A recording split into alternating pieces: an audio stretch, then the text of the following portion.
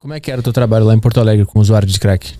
A gente tinha muitos centros, principalmente hospitais, que trabalhavam com desintoxicação. Rapidamente, só para explicar.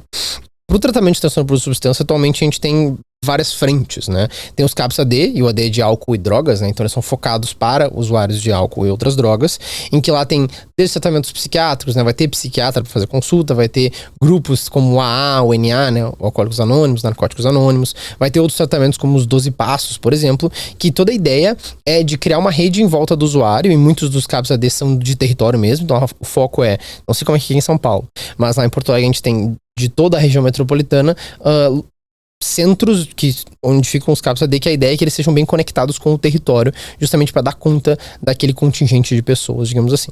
A gente tem os CAPS-AD. A gente tem as internações, e internações psiquiátricas costumeiras, assim, que não tem nenhuma especialidade, mas também são usadas para usuários de drogas e álcool, enfim. E a gente também as internações de desintoxicação, que a pessoa fica 21 dias lá e que não tem uso de nenhuma substância, nada, e que ela fica durante aquele acompanhamento, principalmente pensando que os sintomas de abstinência que a pessoa vai sentir nesse período, principalmente no início de parar, vão ser muito intensos, então ela precisa de auxílio justamente para enfrentar esses sintomas de abstinência. E aí, depois dos 21 dias a pessoa sai. Essa métrica de 21 dias é basicamente de acordo com a lei antimanicomial, se eu não me engano. Então, tipo, em serviços privados tu vai poder ficar mais tempo, isso é principalmente no SUS. Em outros países também tem outras métricas de tempo, assim, que não 21 dias.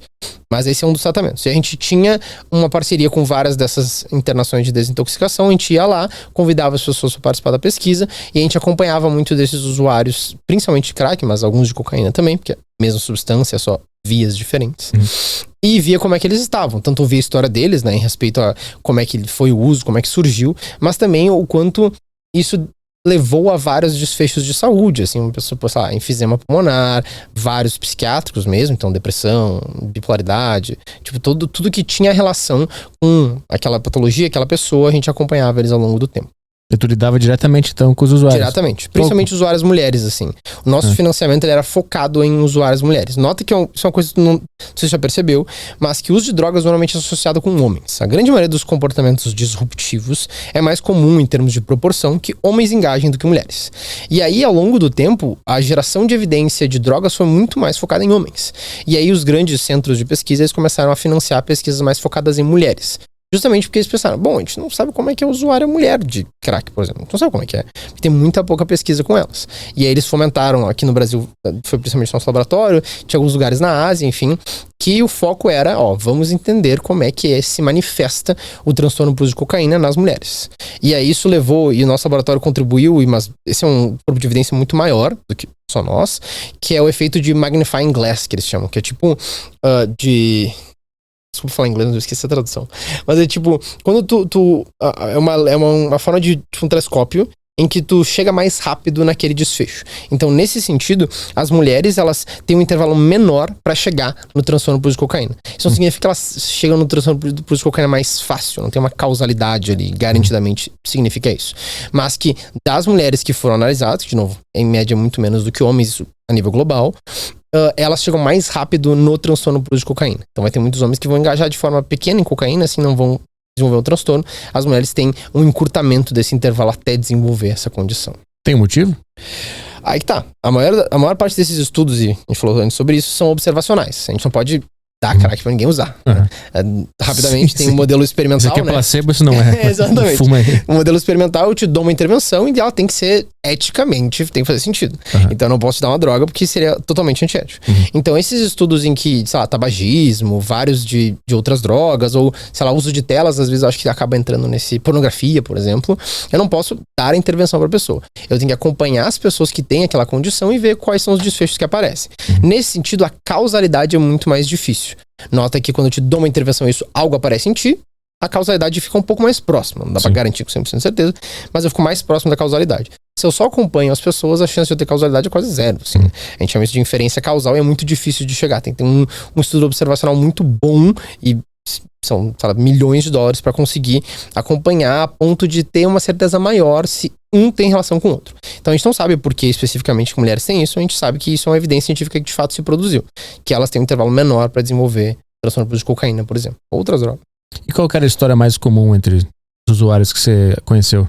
Cara, esse é um bom ponto, tá? Porque, enfim, é uma dificuldade muito grande quando a gente fala de usuário de substância, o fato de que socioeconômico é a parte mais drástica em média, né? Fatores socioeconômicos eles mandam no jogo.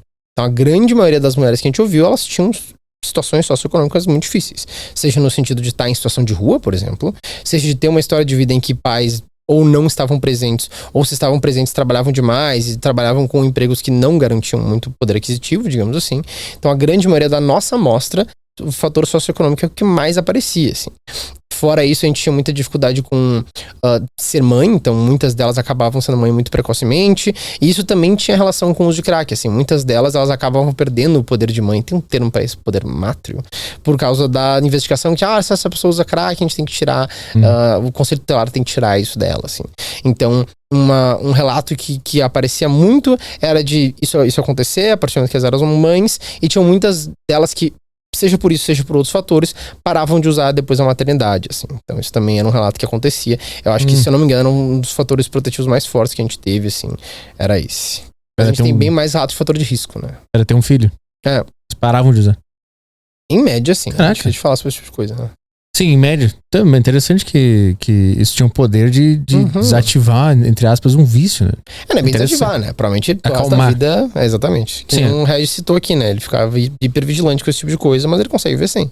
Tem que ficar vigilante. Eles sempre comentam, né? Que até quem para de fumar cigarro fala, né? Que a vontade está sempre lá, né? Você só aprende a controlar ela, né? Quando eu falei com o Wesley, ele justamente citou isso, assim, eu até falei que eu queria evocar um pouco a questão, porque ele teve o cigarro, né, por um bom tempo da vida dele, e aí ele fala que ele também sente vontade de usar cigarro, assim, é uma coisa que aparece. Então é muito difícil tu desligar esse tipo de coisa, é uma coisa facilmente manejável.